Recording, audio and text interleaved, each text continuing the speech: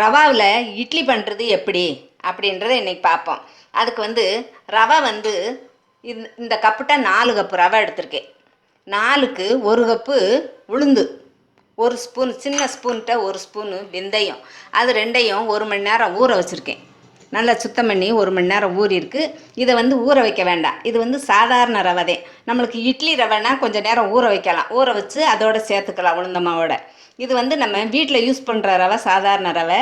அதனால் நான் உளுந்த ஆட்டி அப்படியே மிக்ஸ் பண்ணி வச்சுருவோம். அதுக்காகத்தே நான் சாதாரண ரவை எடுத்திருக்கேன். இது நீங்கள் மிக்சியில் ஓட விட்டு எடுக்கிறதா இருந்தால் இதுக்கு ரவை 3 கப்புக்கு 1 கப்பு எடுக்கணும். மிக்சியில் உளுந்து ஆட்டுறதா இருந்தால் நான் கிரைண்டரில் ஆட்ட போகிறேன். அதனால் நான் 4 கப்புக்கு 1 கப்பு உளுந்து எடுத்திருக்கேன். 1 ஸ்பூனு வெந்தயம் எடுத்திருக்கேன். இப்போ நம்ம உளுந்தை மிக்சியில் கிரைண்டரில் ஓட விட்டு எடுத்துக்கிடுவோம். கிரைண்டரில் இப்போ உளுந்து ஆட்டிக்கிடுவோம். உளுந்தும் வெந்தயம் பாருங்கள், இந்த 1 ஸ்பூன் தான் போட்டிருக்கேன், பார்த்துக்குங்க. வெந்தயம் 1 ஸ்பூன் தான், சின்ன ஸ்பூன்கிட்ட 1 ஸ்பூன் போட்டிருக்கேன்.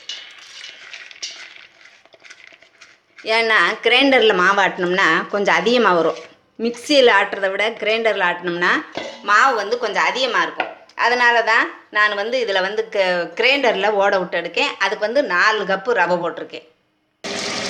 உளுந்து நைஸ் ஆட்டியாச்சு, போதும். இந்த ஸ்டேஜில் நம்ம தோண்டி எடுத்துக்குவோம். உளுந்து கிரைண்டரில் ஆட்டி மாவாக எடுத்துட்டோம். இப்போ நம்ம இது கூடவே ரவையை போட்டுக்குவோம்.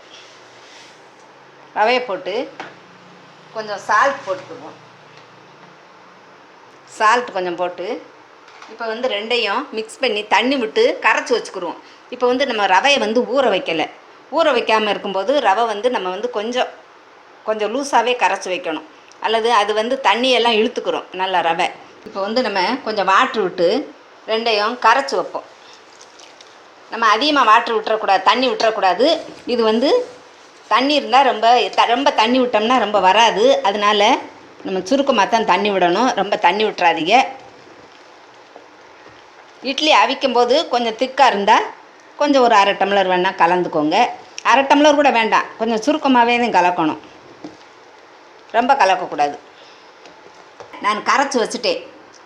ரவையவும் உளுந்து மாவு கொஞ்சம் உப்பு போட்டு கரைச்சி வச்சுட்டோம். இப்போ ஒரு 5 மணி நேரம் 6 மணி நேரம் நம்ம புளிக்கட்டும். அதுக்கப்புறம் நம்ம இட்லி அவிப்போம்.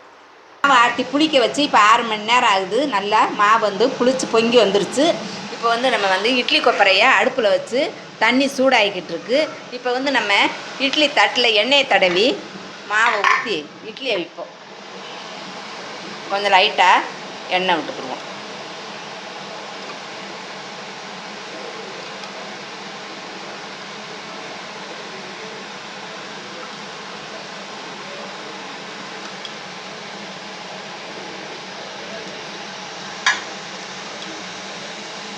லைட்டாக தடவி விட்டுக்கோங்க.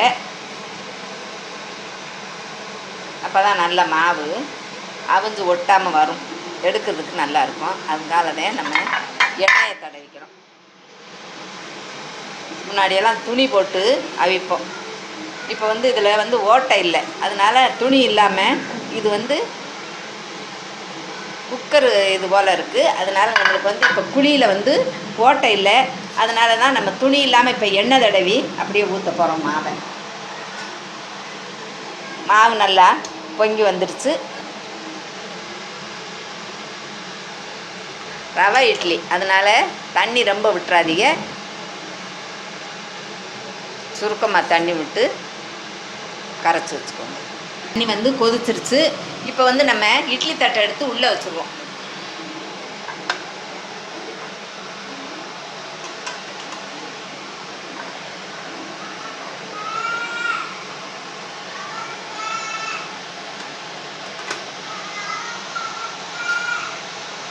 மூடியை போட்டு ஒரு 10 நிமிஷம் வேகட்டும், ஆவியில் வேகட்டும். 10 நிமிஷம் கழித்து திறந்து பார்ப்போம். 10 நிமிஷம் ஆயிடுச்சு. இப்போ நம்ம ஸ்டவ் ஆஃப் பண்ணிடுவோம். ஆஃப் பண்ணிவிட்டு திறந்து பார்ப்போம். திறந்து பார்த்து வெளியில் எடுத்து வச்சுருவோம். இட்லி நல்லா வந்துடுச்சு. இப்போ நம்ம வெளியில் எடுத்து ஒரு 2 நிமிஷம் ஆவி போகட்டும்.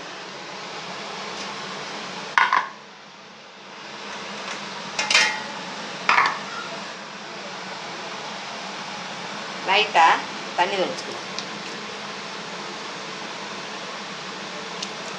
ஒரு 2 நிமிஷம் கழித்து நம்ம இட்லி எடுப்போம்.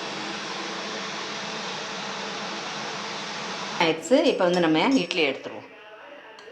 ஒரு ஸ்பூனை வச்சு இப்படி நல்லா இது பண்ணிக்கோங்க.